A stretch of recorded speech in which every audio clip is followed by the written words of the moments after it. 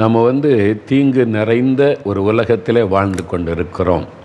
பொல்லாத மனிதர்கள், தீங்கு செய்யக்கூடிய மனிதர்கள், பொறாமை கொண்ட மக்கள், இப்படிப்பட்ட ஒரு உலகத்தில் தான் வாழுகிறோம். அதனால் நமக்கு தீங்கு செய்வதற்கு நம்ம சுற்றிலும் இருக்கிற மக்கள் அந்த மாதிரி இருதயம் உள்ளவர்கள் இருக்கிறாங்க. கண்ணுக்கு தெரியாத ஆபத்து, பிசாசினால் உண்டாகிற மந்திரவாதம், பில்லிசூனியம், தீங்கை உண்டாக்கக்கூடிய அந்த காரியமும் இருக்கிறது. அப்போ இந்த தீமையான காரியத்திற்கு விலகி நாம் பத்திரமாக பாதுகாப்பாக வாழுவதற்கு தேவனுடைய பாதுகாப்பு அவசியம். ஆண்டவர் வாக்கு கொடுக்கிறார், நீ தீங்கை காண மாட்ட, பயப்படாத, ஏன்னா நான் உன் நடுவில் இருக்கிறேன் அப்படின்னு கர்த்தர் சொல்கிறார். அவர் கூட இருந்து தீங்குக்கு விலக்கி நம்மை பாதுகாப்பாராம். சரி, அந்த வார்த்தைகளை தியானித்து நம்முடைய அற்புதங்களுக்கு ஜெபிக்கிறதுக்கு முன்னால் இன்னொரு காரியத்தை நான் சொல்ல வேண்டும். இன்றைக்கு இந்த உலகத்தில் புது வருஷம் பிறந்து விட்டது. எனக்கு, நமக்கு, நம்ம குடும்பத்துக்கு என்ன நடக்கப் போகிறது, என்ன நன்மைகளை ஆண்டவர் வைத்திருக்கிறார் என்பதை தியானித்து ஜெபிக்கிறதுக்கு முன்னால் உலகத்தில் என்ன நடக்கப் போகிறது, நம்ம தேசத்தில் என்ன நடக்கப் போகிறது, இது என்ன காரியம் சம்பவிக்க போகிறது, தேவன் என்ன திட்டம் வைத்திருக்கிறார், இதை நாம் முதலாவது அறிந்து கொள்ளணும். ஆண்டவர் தேசத்தை நேசிக்கிறார். அதனால் தன்னுடைய தீர்க்கதரிசிகள் மூலம் தேசத்தில் நடக்கிற காரியம், நடக்கப் போகிற காரியங்களை வெளிப்படுத்துகிறார். வேத புஸ்தகத்தில் அப்போஸ்தலர் நடபடிகள் என்ற ஒரு புஸ்தகத்தில் ஒரு ஊழியக்காரனை பற்றி சொல்லப்பட்டிருக்கிறாரு. அவர் ஒரு தீர்க்கதரிசி, அகபு என்கிற தீர்க்கதரிசி. அவர் சொல்கிறார், பரிசுத்த ஆவியினால் ஏவப்பட்டு உலகம் முழுதும் ஒரு கொடிய பஞ்சம் வரப்போகுது அப்படின்னு அறிவிக்கிறார். தீர்க்க தரிசனமாய் கர்த்தரால் தெளிவாக அறியப்பட்டு அறிவிக்கிறார். அது கிழவதி ராயனுடைய காலத்தில் அந்த பஞ்சம் உண்டாயிற்று. பவுல் ஊழியக்காரன் ஆகிய ஊழியம் செய்த அந்த காலத்தில் அந்த பஞ்சம் உண்டாயிற்று என்பதாக வேதத்தில் பார்க்கிறோம். அந்த தீர்க்க தரிசன வார்த்தை நிறைவேறிற்று. அதே மாதிரி ஒவ்வொரு வருஷமும் நாங்கள் என்ன செய்வோம்னா, இயேசுடைய ஊழியத்தில் இருக்கிற ஊழியர்கள், ஊழியக்காரிகள், அப்புறம் தேவனுடைய தீர்க்கதரிசி வின்சென்ட் செல்வகுமார் அவர்கள், உங்களுக்கு தெரியும், நம்ம நிகழ்ச்சியிலெல்லாம் செய்தி கொடுப்பாங்க, பேசுவாங்க. அவங்க ஒரு தீர்க்கதரிசி, கர்த்தரால் பயன்படுத்தப்படுகிற தீர்க்கதரிசி.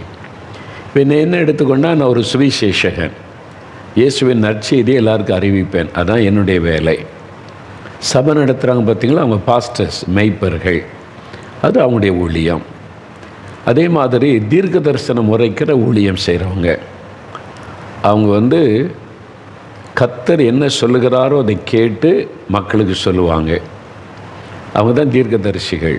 கர்த்தருடைய ஒரு வாயாக இருக்கிறவங்க, ஒரு குரலாக இருக்கிறவங்கன்னு சொல்லலாம். அப்போ அவங்க எப்போவுமே ஆண்டவரோடு இருக்கணும். தேவன் பரிசுத்தம் உள்ளவர், அவர் காணக்கூடாதவர், மகிமையின் தேவன் அல்லவா. மற்றவங்களைப் போல் அவங்க வாழ முடியாது. அவங்க எப்போவுமே இயேசுவோடு இருக்கணும். ஏன்னா கடவுள் மனுஷன்கிட்ட பேசுவது சாதாரண விஷயம் கிடையாது. மனுஷனுடைய இருதயம் ஆயத்தமாக இருக்கணும், பரிசுத்தமாக இருக்கணும், அப்போ தான் அவர் பேசுவார். அவங்க தீர்க்கதரிசி அப்படி தான் ஒரு பிரித்தெடுக்கப்பட்ட வாழ்க்கை வாழுவாங்க. நாங்கள் ஒவ்வொரு டிசம்பர் மாதத்தில் 3 நாள் இங்கே 3 நாள் உபவாசம் பண்ணி காத்திருந்து ஜெபம் செய்வோம். அந்த 3 நாளும் உபவாசம் பண்ணி ஆண்டவர்கிட்ட காத்திருந்து, ஆண்டவரே எங்கள்கிட்ட பேசுங்க, இந்த வருஷம் என்ன நடக்க போகுது, நாங்கள் எதுக்காக ஜெபிக்கணும், இந்த உலகத்தில் அடுத்து என்ன நடக்கும், இந்தியாவில் என்ன நடக்கும், நாங்கள் எதுக்காக ஜெபிக்கணும், எதை செய்யணும் என்று காத்திருப்போம். ஆண்டவர் உடனே ஆண்டவர் பேசிட மாட்டார். முதல் நாள் பார்த்திங்கன்னா எங்களை பரிசுத்தப்படுத்துவார். இன்னும் பரிசுத்தமாங்க, இன்னும் பரிசுத்தமாகுங்க எண்ணி நம்மளை ஒப்பு கொடுத்து பரிசுத்தப்படுத்தி அதுக்கு பிறகு தான் ஆண்டவர் பேச ஆரம்பிப்பார். அப்புறம் நிறைய வெளிப்பாடுகள், தரிசனம் ஆண்டவர் பேசுவார், தீர்க்க தரிசனமாக. அப்படி ஆண்டவர் நிறைய பேசினார். எங்கள் ஊழியத்தில் என்ன நடக்கும், தேசத்தில் என்ன நடக்கும், பல நாடுகளில், இலங்கை தேசம், அமெரிக்கா தேசம், ஐரோப்பா நாடுகள், மலேசியா, சிங்கப்பூர், கனடா என்று தேவன் இப்படி பேசினார். பல நாடுகளில் வருகிற நாட்களில் என்ன நடக்கும் என்பதாய் பேசினார். சில உலகத்தில் என்ன நடக்க போகுதுன்னு பொதுவாய் பேசுவார். இந்தியாவில் நடக்க போகிற காரியம் என்று பேசுவார். நிறைய காரியம் ரொம்ப பர்டிகுலராக இருக்கும். எல்லா காரியத்தையும் எல்லாராலும் புரிந்து கொள்ள முடியாது. அவர் சர்வ வல்லமுள்ள தேவனில் எல்லாரும் அதை அறிந்து கொள்ளவும் முடியாது. ஆனால் நாங்கள் அதை வைத்து ஜெபம் செய்வோம். தீர்க்க தரிசன ஜெபம்னு சொல்லி ஆண்டவர் என்னென்ன காரியத்துக்கு ஜெபிக்க சொல்கிறாரோ வாரத்தில் 2 நாள் நாங்கள் காத்திருந்து அந்த தீர்க்க தரிசனத்தை வாசித்து ஜெபம் செய்வோம். இப்போ அந்த தீர்க்க தரிசனத்தின் சில காரியங்களை நான் இப்போ உங்களுக்கு சொல்ல விரும்புகிறேன். ஏன்னா இனி இந்த தேசத்தில் நம்ம உலகத்தில் என்ன நடக்கும் என்பதை நீங்கள் அறிந்து கொள்ளணும். அப்போ நீங்கள் வரப்போகிற தீங்குக்கு நீங்கள் தப்பித்து கொள்ள முடியும். தீங்கு வரும்போது நீங்கள் தப்பித்து கொண்டு பாதுகாப்பாக இருக்கணுமானால் கர்த்தர் என்ன சொல்லுகிறார் என்பதை கவனிக்கணும். ஆண்டவர் நிறைய பேசினார், எல்லாத்தையும் நான் வெளியில் சொல்ல முடியாது. அதுக்கு நாங்கள் ஜெபிக்கிறவங்க மாத்திரம் அதை வெளிப்படையாக பேசி சொல்லி ஜெபிப்போம். ஆனால் சில காரியம் மாத்திரம் உங்களுக்கு சொல்கிறேன். நல்ல செய்தியும் இருக்கும், கெட்ட செய்தியும் இருக்கும். அந்த கெட்ட செய்தியை நல்ல செய்தி தான். ஏன்னா வரப்போகிற காரியத்தை தேவன் அறிவிக்கிறார்ல, நமக்கு அது ஒரு பயப்படுத்துகிற செய்தியாக இருக்கும். நல்ல செய்தி என்னென்னா, கிறிஸ்தவ மக்கள் அறிந்து கொள்ளணும், இந்த வருஷம் அபிஷேகத்தின் ஆண்டு. ஆண்டவர் தன்னுடைய அபிஷேகத்தை அளவில்லாமல் ஊற்றப் போகிறார். யோவேல் 2:28 கடைசி நாட்களில் மாம்சமான யாவர் மேலே ஆவியை ஊற்றுவேன்னு சொன்னார்ல, அது எழுப்புதல், ஆவியானவர் ஊற்றப்படுதல். இந்த வருஷத்தில் ஆவியானவர் ரொம்ப பலமாய் ஊற்றப்படுவார். அந்த அபிஷேகம் பலமாக இறங்கும். அப்போ ஒரு எழுப்புதல் ஆரம்பிக்கும். அந்த பரிசுத்தாவியானுடைய வல்லமையினால் திரள் கூட்ட மக்கள் ரட்சிக்கப்படுவாங்க. பாவத்திலிருந்து சாபத்திலிருந்து விடுதலை பெற்று ஆண்டவருக்குள் ஒரு புது வாழ்க்கையை பெற்றுக்கொள்ளுவாங்க திரள் கூட்ட மக்கள். இந்த வருஷத்தில் அது நடக்கும். சபைகள் திரளாய் பெருகிவிடும். இன்னும் அந்த மக்கள் ரட்சிக்கப்பட்டு கர்த்தருடைய மந்தையில் சேர்க்கப்படுவாங்க. அப்போ அதுக்கான ஒரு எழுப்புதல் அது ஆரம்பித்து தீவிரமாய் பரவுவதை நம்ம காண்போம். 2வது, இது ஒரு வல்லமையின் ஆண்டு. தேவனுடைய வல்லமை பலமாக வெளிப்படும். ஆண்டவர் இந்த பலத்த அற்புதங்களை செய்வார். இப்போவே அற்புத சாட்சிகள் எல்லாம் கேட்குறோம்ல. வியாதி குணமாச்சு, பிசாசு போச்சிரு, பாவத்திலிருந்து விடுதலை பெற்றாங்க, இனி முடியாதுன்னு நினைச்சதில் ஆண்டவர் முடிய பண்ணினார். இதை விட பல மடங்கு பெரிய அற்புதங்கள் இனி இந்த வருஷத்துலேருந்து நடக்க ஆரம்பிக்கும். ஆண்டவருடைய பலத்த வல்லமை வெளிப்படும். வல்லமையின் ஆண்டு. அதே சமயத்தில் கிறிஸ்தவர்களுக்கு அது உபத்திரவத்தின் ஆண்டு. உலகம் முழுதுமே கிறிஸ்தவர்களுக்கு உபத்திரம் வரும். சபை நடத்துகிறவங்க, ஊழியம் செய்கிறவங்க, இயேசு அறிவிக்கிறவங்களுக்கு எல்லாம் உபத்திரம் பாடுகள் வரும். அதுவும் நடக்கும். லூக்கா 21:12 இயேசு சொன்னார், நீங்கள் எல்லாராலும் துன்பப்படுத்தப்படுவீங்க, காவலில் போடப்படுவீங்க, ஜெயிலில் போடப்படுவீங்கன்னு பைபிள் இருக்குது. அதனால் கிறிஸ்தவங்க கைது செய்யப்படுறாங்க, போலீஸ் ஸ்டேஷன் போனாங்க, ஜெயிலில் போடுறாங்கன்னா அது ஒன்றும் இல்லாத ஒரு விஷயம் கிடையாது. இயேசு கிறிஸ்து ஏற்கனவே சொன்னது தான். வேத புஸ்தகத்தில் லூக்கா 21 இயேசு அதை பற்றி சொல்லி இருக்கிறார். அதுதான் இப்போ அந்த உபத்திரவம் நடக்கிறார். நன்று சொல்கிறார், என் நாமத்தின் நிமித்தம் அவர்கள் உங்களை பிடித்து ஜெப ஆலயங்களுக்கும் சிறைச்சாலைக்கும் ஒப்பு கொடுத்து ஜெயிலில் போடுவாங்க.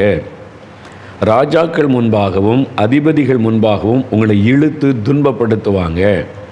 ஜட்ஜஸ் மத்தியில், அதிகாரிகள் மத்தியில் கொண்டு போய் உங்களை துன்பப்படுத்துவாங்க. ஆனாலும் அது உங்களுக்கு சாட்சியாக அமைவதற்கு ஏதுவாக இருக்கும். இயேசு சொல்கிறார்ல, இதான் நடக்க. இது எல்லா இடமும் கிறிஸ்தவங்களுக்கு உபத்திரவம் பெருகும், சபைகளுக்கு உபத்திரவம் பெருகும். இதெல்லாம் இந்த வருஷத்தில் ரொம்ப தீவிரமாய் நடக்கிற விஷயங்கள். சரி, இப்போது துக்கப்படும்படியான செய்தி என்னன்னு கேட்டிங்கன்னா,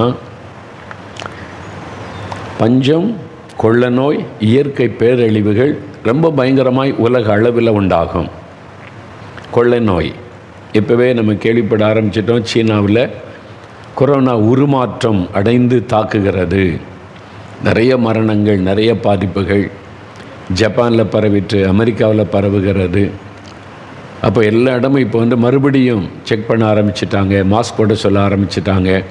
இதெல்லாம் பார்க்குறோம்ல, கொள்ளை நோய். இதை ஒரு 3 மாதத்துக்கு முன்னாலே ஆண்டவர் பேசினார்ல, தேசத்தில் ஒரு பெரிய உலக அளவில் ஒரு ஆபத்து வரப்போகுது, இந்தியாவுக்குள்ள அது வராமல் இருக்க நீங்கள் ஜெபம் பண்ணுங்கன்னு சொல்லி 21 நாள் உபவாசம் பண்ணி ஜெபிச்சோம். ஞாபகம் இருக்குதா உங்களுக்கு? கண்ணீரோடு அழுது புலம்பி ஜெபிச்சோம்ல. அப்போது அந்த மாதிரி ஒரு கொள்ள நோய் ஆபத்து வரப்போகிறது. இந்தியாவில் அதை சேதம் உண்டாக்காதபடி நீங்கள் ஜெபம் பண்ணுங்கன்னு ஆண்டவர் சொன்னார். அந்தந்த நாட்டில் உள்ளவங்க அந்தந்த நாட்டுக்கு ஜெபிக்கணும். இந்தியாவில் தான் லட்சக்கணக்கான பேர் இணைந்து ஜெபிச்சாங்க. அதனால் இந்த கொள்ள நோயினால் இந்தியாவில் பெரிய பாதிப்பு உண்டாகாது. சும்மா அங்கொன்று இங்கொன்று பயமுறுத்துகிற மாதிரி சொல்லுவாங்க, பெரிய பாதிப்பு உண்டாக்காதுன்னு நான் விசுவாசிக்கிறேன். ஏன்னா நம்ம அதுக்காக ஜெபித்திருக்கிறோம். ஆனால் தொடர்ந்து ஜெபிக்கணும், ஜெபத்தை முடிச்சிடக்கூடாது. தொடர்ந்து உங்களுடைய குடும்ப ஜெபம், தனி ஜெபத்தில் எல்லாம் இதுக்காக தொடர்ந்து ஜெபிக்கணும். ஏன்னா பஞ்சம், இலங்கையில் பஞ்சம், பிரான்ஸில் பஞ்சம், பாதிப்புகள், பொருளாதார பாதிப்பு கேள்விப்படுறதில்ல. இது உலக அளவில் அது காணப்படும். வளர்ந்த நாடுகள் அமெரிக்கா, கனடா, இங்கிலாந்து, இம்மாதிரி ஐரோப்பா நாடுகளில் கூட ஜனங்கள் ஒரு துண்டு ரொட்டிக்காக கீவில் நிற்பாங்க பாருங்கள். இலவசமாக கொடுக்குறாங்க அப்படின்னு போய் கையேந்தி நிற்பாங்க. நீங்கள் வேணால் பாருங்கள், இதை நடக்க போகிறாரு. ரொம்ப பெருமையாக நினச்சாங்கல்ல, எங்களுக்கு நோ காட், கடவுள்லாம் தேவையில்லை, எங்களுக்கு எல்லாம் இருக்குது அப்படின்னு பெருமையாக நினச்சாங்கல்ல. ஒரு வேளை சாப்பாட்டுக்கு போய் கீவில் நிற்பாங்க. பஞ்சம், இந்த பஞ்சம் இயற்கையாய் வருவது அல்ல, மனிதர்களால் உருவாக்கப்படும். இந்த உலகத்தில் சில தலைவர்கள், சில கார்ப்பரேட்டுகள் பெரிய ஒரு ஃபெலோஷிப், ஒரு ஐக்கியம் வச்சு சீக்ரெட் ஃபெலோஷிப் வச்சுருக்கிறாங்க. ரகசியமாக கூடுவாங்க. உலக நாடுகளில் இருக்கிற மக்களை எப்படி அடிமைப்படுத்துவது திட்டமிட்டு அவங்க செயற்கையாக எப்படி கொள்ள நோயை உருவாக்குனாங்களோ அதே மாதிரி செயற்கையான பஞ்சத்தை உண்டாக்குவாங்க. பொருட்களையெல்லாம் பதிக்கிடுவாங்க, கிடைக்காம பண்ணிடுவாங்க. அப்புறம் கீவில் நெல் நாங்கள் ரொட்டி துண்டு தரோன்னு சொல்லி மக்களை அடிமைப்படுத்துவது. இந்த காரியம் நடக்கும். இந்த வருஷத்தில் நீங்கள் பார்ப்பீங்க. இது உலக அளவில் நடக்கும், பல தேசங்களில் நடக்கும். ஏன் இப்படிலாம் பண்ணுறாங்க அப்படின்னு நினைக்கிறீங்களா? இது பைபிளில் சொல்லியிருக்குது. கடைசி காலத்தில் அந்தி கிறிஸ்து என்று ஒருவன் வெளிப்படுவான். இயேசுக்கு விரோதமான ஒரு லீடர். அவன் உலகத்தில் ஒரு 7 வருஷம் ஆட்சி பண்ணுவான். முழு உலகத்துக்கு ஒரு லீடர். அதுக்கு பிறகு இயேசு 1000 வருஷம் ஒரே லீடராக முழு உலகத்துக்கும் ஒரு ராஜாவாக இருந்து அரசாளுவார். இது நடக்கும். பைபிளில் சொல்லப்பட்டது. இதுவரைக்கும் நடந்திருக்கு, இதுவும் நடக்கும். இந்த அந்தி கிறிஸ்து என்கிற கிறிஸ்துக்கு விரோதமான ஒரு லீடர் எழும்புறான் பார்த்தீங்களா? அவனுக்கு சப்போர்ட்டாக இருப்பதற்கு இந்த அமைப்பு அவங்க செயல்படுவாங்க, அவன் ஆளுகைக்கு கொண்டு வர. அதனால்தான் இன்றைக்கி பாருங்களேன், ஒரே உலகம், ஒரே தேர்தல், ஒரே மொழி, ஒரே எக்ஸாம், இது மாதிரிலாம் பேசுகிறதுக்கு காரணம் என்ன தெரியுமா? இதெல்லாம் பைபிளில் இருக்குது. வெளிப்படுத்தின விசேஷத்தில் இப்படி தான் வரும் கடைசி காலம். அதனால் இனி வருகிற காலம் ஒரு கொடிதான பஞ்சம் வரப்போகுது. இப்போ நம்ம கேள்விப்படுற கொள்ள நோய் இருக்குது பாருங்கள், கொரோனா, அதல்ல. புதுசாக இன்னொரு கொள்ள நோய் வரப்போகுது. அது எலும்புகளை பாதிக்கும். அது தாக்கிட்டேன்னா உயிர் பிழைக்கிறது கஷ்டம். இதுக்கு முன்னால் உள்ள கொரோனா எதை தாக்கிச்சு? லங்ஸ் தாக்கி மூச்சு விட கஷ்டம். இனி வரப்போகிற ஒரு கொள்ள நோய் எலும்புகளை தாக்கும். தொண்டையை தாக்கிறோம், எலும்பை தாக்கிறோம், ரொம்ப பெரிய பாதிப்பை உண்டாக்கிவிடும். இது ஆண்டவர் வெளிப்படுத்தி சொன்ன காரியம். நாங்கள் கூடி காத்திருந்து ஜெபிக்கும்போது வெளிப்படுத்தி சொன்ன ஒரு காரியம். இதெல்லாம் நடக்க போகிறாரு. அது மாத்திரம் இல்லை, விவசாயிகள், சிறு தொழில் செய்கிறவங்க, மீன் பிடிக்கிறவங்க, இந்த மாதிரி சின்ன சின்ன தொழில் செய்து பழைக்கிறவங்க பல லட்சம் பேர் இந்தியாவில் இருக்காங்கல்ல.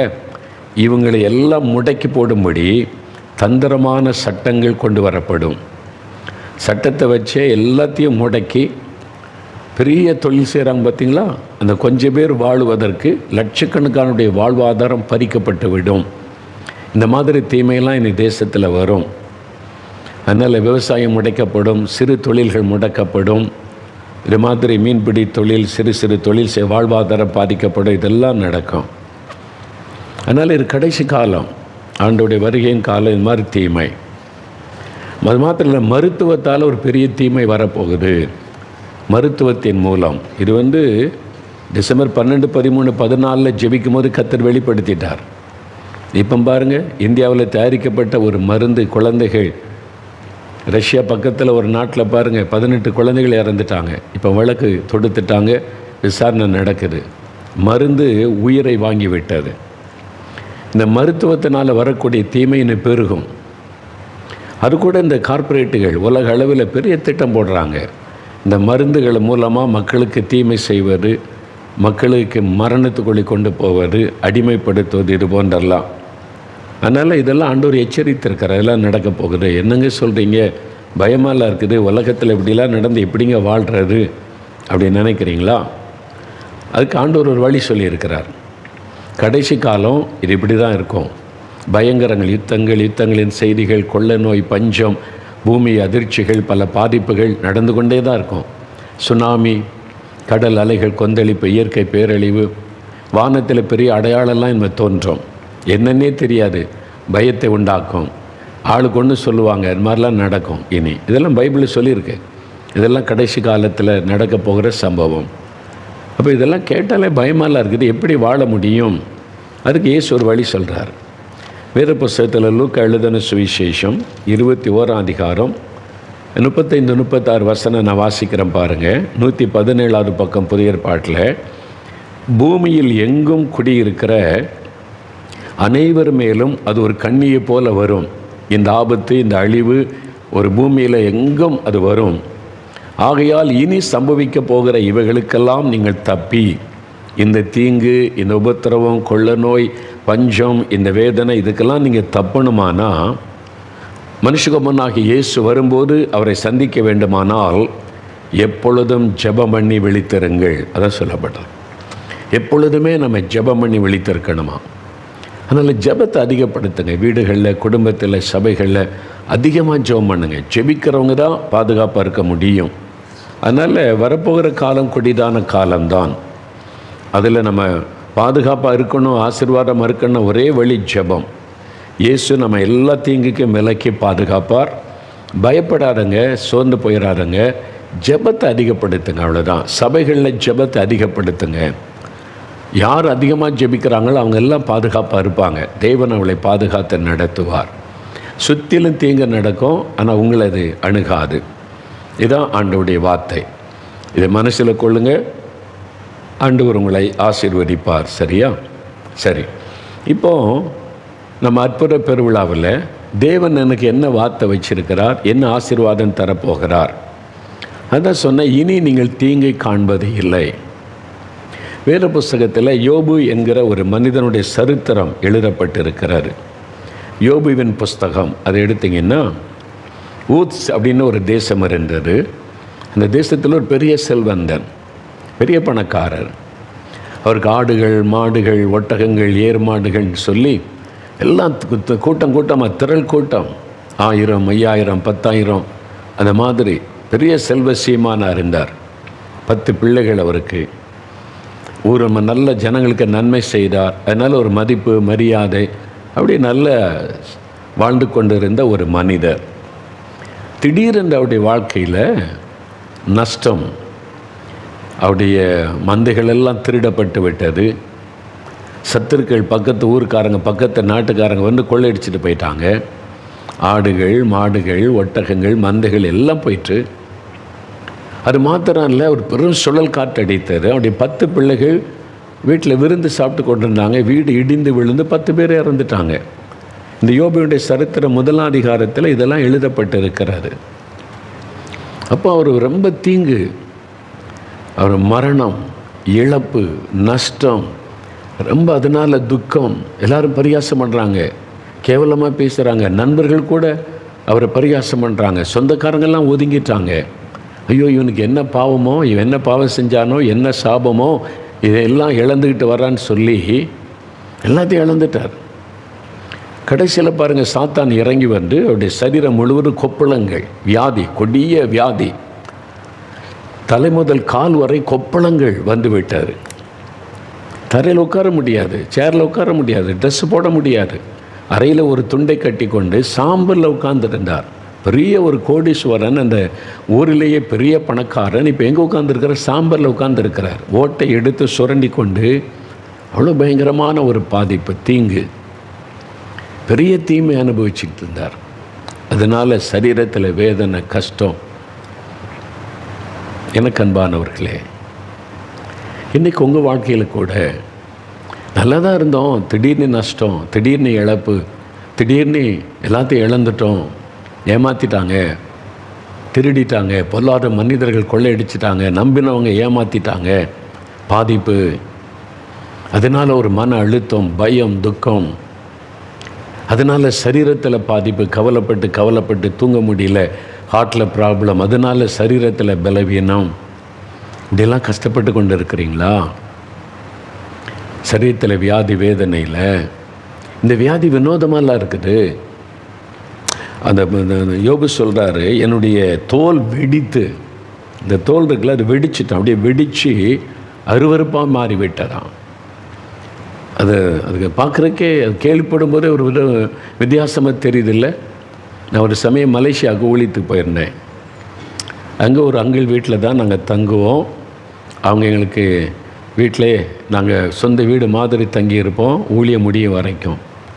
ஒரு நாள் சொன்னாங்க, மலேசியாவில் கோலாலம்பூரில் ஆஸ்பத்திரியில் எனக்கு தெரிந்த நண்பர் வியாதிப்பட்டிருக்கிறாரு, நம்ம போய் அவருடைய சுகத்துக்காக ஜெபிச்சுட்டு வரலாமான்னு சொன்னாங்க. சரி அங்கிள், நான் வரேன் அவங்க கூடன்னு சொல்லி தேவராஜ் அங்கிள்னு அந்த அங்கிள் இருந்தாங்க. நாங்கள் 2 பேரும் ஆஸ்பத்திரிக்கு போனோம். அது நல்ல பெரிய ஆஸ்பத்திரி, பிரம்மாண்டம், 5 ஸ்டார் ஹோட்டல் மாதிரி இருக்கலாம். நான் முதல் முறை போனபோது ஆச்சரியமாக எல்லாத்தையும் பார்த்துக்கிட்டே போனேன். கடைசியில் ஒரு ரூமுக்கு கூப்பிட்டு போனாங்க. நான் உள்ளே போன உடனே ஒரு சீன சகோதரர், சைனீஸில் சீன சகோதரர், அவர் வந்து உட்கார்ந்துருந்தார். இடுப்பில் ஒரு துணி தான் கட்டி இருக்கிறாரு. நான் அவரை பார்த்து அப்படியே ஷாக் ஆகிட்டேன், அதிர்ச்சி ஆகிட்டேன். தலையிலேருந்து கால் வரைக்கும் இந்த சரீரத்தில் வெடித்து அப்படியே கோடு கோடாக விழுந்து வெடிச்சிருந்தால் எப்படி இருக்கும், மாதுளம்பழம் வெடிச்சிருந்தால் எப்படி இருக்குது, அதே மாதிரி உடம்பெல்லாம் வெடிச்சிருந்தால் ரத்தமும் சலமும் வந்து கொண்டு இருக்கிறார். உடம்பு முழுசும், தலையில், முகத்தில், உடம்பு முழுசும். மேலெல்லாம் ட்ரெஸ் போட முடியல, இடுப்பில் மட்டும் ஒரு டவல் கட்டி இருக்கிறார். எனக்கு இந்த யோபுடைய காரியம் தான் ஞாபகத்துக்கு வந்துச்சு. இப்படி தான் யோபு கஷ்டப்பட்டார். இந்த நோயினால் பாதிக்கப்பட்டு அந்த சரீரத்தில் ட்ரெஸ்ஸு கூட போட முடியாமல் சாம்பலில் உட்கார்ந்துருந்தார். உண்மையிலே நான் பார்த்து அதிர்ச்சி அடைஞ்சிட்டு ரொம்ப பாரத்தோடு ஜெபிச்சுட்டு வெளியே வந்தோம். அப்போ அங்கிள் சொன்னாங்க, யோபு இந்த மாதிரி வியாதியில் தான் பாதிக்கப்பட்டிருந்தார். என் தோல் வெடித்து அருவருப்பாயிட்டுன்னே பைபிள் அவர் சொல்கிறார், எழுதியிருக்கிறது. அப்போ அப்படி ஒரு பாதிப்பு, என்ன கொடூரமான வியாதி பார்த்தீங்களா? இப்போ நீங்கள் அப்படி பாதிக்கப்பட்டிருக்கீங்களா? ஏதோ ஒரு வியாதி ரொம்ப பாதிப்பை உங்களுக்கு உண்டாக்கிட்டா, அந்த நோயினால் நீங்கள் தாக்கப்பட்டு மனதளவில் பாதிப்பு, அவ்வளோதான். டாக்டர்ஸ் கைவிட்டுட்டாங்க, நம்பிக்கையெல்லாம் இழந்தாச்சு, இனி வாழ முடியாது, இதெல்லாம் செத்து போயிடலாம், அந்த மாதிரி ஒரு நிலைமைக்கு வந்துட்டிங்களா? அப்படி கஷ்டப்படுறீங்களா? ஒருவேளை இழப்பு, நஷ்டம், அவமான, நிந்தை, பரிகாசம், அதுக்கு நடுவில் நீங்கள் இருக்கிறீங்களா? ஒரு தீங்கு அனுபவிச்சுக்கிட்டே இருக்கிறீங்க, தீமைகள் நடந்து கொண்டே இருக்கிறது, ஒன்று மாற்றி ஒன்று. மரணம், பிள்ளைகள், 10 பிள்ளைகள் யோபுக்கு இறந்துட்டாங்க. சொத்துக்களை இழந்து, பிள்ளைகளை இழந்து, சரீர சுகத்தை இழந்து, அவமான, நிந்தை, மதிப்பு, மரியாதையை இழந்து, சின்ன பிள்ளைகள் கூட பரிகாசம் பண்ணுறாங்க அவரை. அவர் வீட்டு வேலைக்காரி கூட மதிக்கிறதில்லை, மனைவி கூட மதிக்கிறதில்லை. எவ்வளோ பெரிய பாதிப்பு, மனதளவில் ரொம்ப பாதித்து உட்கார்ந்துருந்தார். ஆனால் நண்பர்கள் வந்து அவங்களும் அவரை தான் குற்றப்படுத்திக்கிட்டே இருக்கிறாங்க. இந்த மாதிரி பாதிப்புக்குள்ள இருந்த யோபுடைய வாழ்க்கையில் ஒரு அற்புதம் நடக்கிறது. என்ன நடக்குது தெரியுமா? யோபு 42 அதிகாரம் 10வது வசனத்தில், யோபு தன் சிநேகிதருக்காக வேண்டுதல் செய்தபோது கர்த்தர் அவன் சிறையிருப்பை மாற்றினார். அதாவது கர்த்தர் யோபுடைய சிறையிருப்பை மாற்றினார். யோபுக்கு முன்னிருந்த எல்லாவற்றை பார்க்கிலும் 2 தனையாய் ஆண்டவர் அவனுக்கு தந்தருளினார். 2 மடங்கு ஆசீர்வாதம். அதாவது சிறையிருப்பை மாற்றினார். சிறையிருப்பு இதுதான் அவருடைய வாழ்க்கையில் காணப்பட்ட தீங்கு. ஆண்டவர் சொல்றார், இனி தீங்கை நீ காணாதிருப்பாய். உங்களுக்கு வாக்கு கொடுத்திருக்கிறார், இனி தீங்கை நீ காண மாட்டாய். என்ன தீங்கு அப்படின்னு சொன்னால் சிறையிருப்பு. யோபு சிறையிருப்பில் இருக்கிறார். இழப்பு என்கிற சிறையிருப்பு, சரீரத்தில் வியாதி என்கிற சிறையிருப்பு, நஷ்டம் என்கிற சிறையிருப்பு, நிந்தைகள், அவமானம் என்கிற சிறையிருப்பு, பரிகாசம் என்கிற சிறையிருப்பு, அப்படி ஒரு சிறையிருப்பில் உட்கார்ந்திருக்கிறார். எனக்கு ஒரு விடுதலை இல்லையே அப்படின்ற மாதிரி சரீரம் பாதிப்பு, மனதளவில் பாதிப்பு, அப்படி வேதனையில் உட்கார்ந்திருக்கிறார் யோபு. இப்போ ஆண்டவர் அந்த சிறையிருப்பை மாற்றுகிறார். 11ஆம் வசனத்தில் சொல்லப்பட்டிருக்கிறது, கர்த்தர் அவன் மேல் வரப்பண்ணின சகல தீங்கின் நிமித்தம் அவனுக்காக அவருடைய உறவினர்கள் அங்கலாய்த்தார்கள் சொல்லப்பட்டிருக்கிறார். தீங்கு, அவருடைய வாழ்க்கையில் தீங்கு. என்ன தீங்கு? சிறையிருப்பு என்கிற தீங்கு. அந்த தீங்கிலிருந்து யோபுக்கு ஆண்டவர் விடுதலை கொடுக்கிறார். இனி தீங்கை காணாதிருப்பாய் உங்களுக்கு சொல்கிறார். யோபு அதுக்கப்புறம் அந்த சிறையிருப்பிலிருந்து விடுதலை பெற்ற பிறகு மறுபடியும் அவருக்கு தீங்கு ஏற்படவே இல்லை. நீங்கள் 16-17 வசனம் வாசித்தீங்கன்னா, அதற்கு பின்பு யோபு 140 வருஷம் உயிரோடு இருந்து 4 தலைமுறையாக தன் பிள்ளைகளையும் தன் பிள்ளைகளுடைய பிள்ளைகளையும் கண்டான். யோபு நெடுநாள் இருந்து பூரண வயதுள்ளவனாய் மரித்தான் அப்படின்னு சொல்லப்படுது. அப்போ யோபு ஒரு முறை அது தீங்கு அனுபவித்தார். நஷ்டம், இழப்பு, அவமான, வேதனை, வியாதி. இப்போ ஆண்டவர் விடுதலை கொடுத்த பிறகு அதன் பிறகு தீங்கு அவரை தொடவே இல்லை.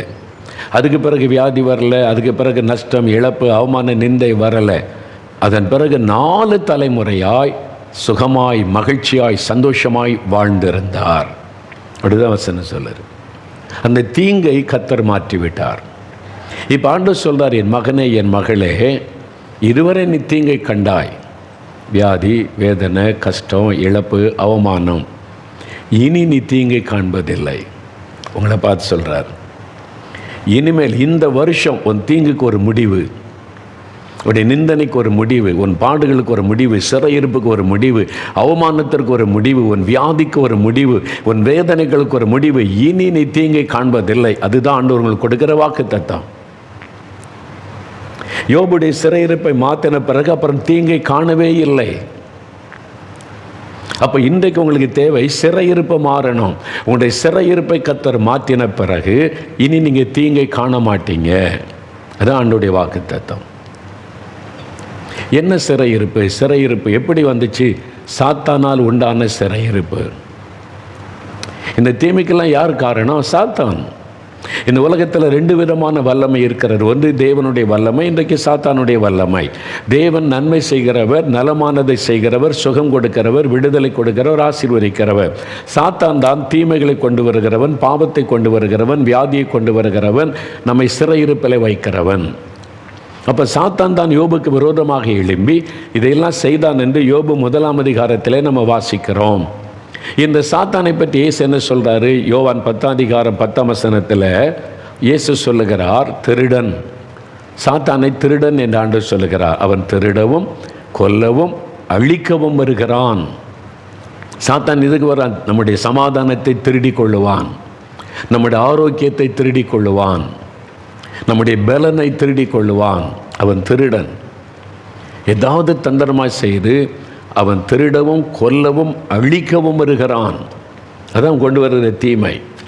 அப்போ சாத்தான் தான் இவ்வளவு தீமைக்கும் காரணம். உங்கள் வாழ்க்கையில் இந்த தீமைக்கு காரணம் சாத்தான். அடிமைத்தனத்துக்கு காரணம் சாத்தான்.